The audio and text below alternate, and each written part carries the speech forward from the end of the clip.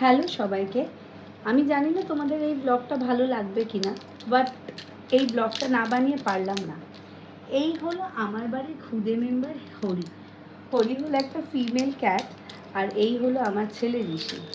ঋষি বরাবরই শ্রীরামপুরে আসার পর থেকে একটু একা হয়ে গেছিলো, কারণ স্কুল আর বাড়ি ছাড়া, আর আমি যেহেতু প্রচণ্ড কাজে ব্যস্ত থাকি, তার জন্য আমাকে শুধু সন্ধ্যেটুকুই সময় পায়। এছাড়া আমরা দুজনে একে অপরের সাথে সময়টা ঠিক মতন স্পেন্ড করতে পারি না। তাই ওরও একটা বন্ধুর অভাব ছিল, যেটা আজকে হরি কমপ্লিট করে দিয়েছে। হরি আর ঋষি মিলে যে এত আনন্দ করছে, আমার সেটা দেখেও ভালো লাগছে।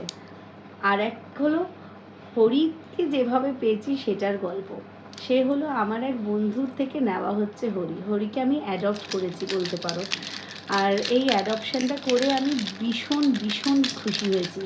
কেন জানো? হরি একটা এত বিউটিফুল ক্যাট, মানে আমি অনেক ধরনের বিড়াল ছোটোর থেকে আমার বাড়িতে দেখছি, কিন্তু হরির মতন এত সুন্দর চোখ, এত মিষ্টি একটা চোখ কোনো বিড়ালের নেই।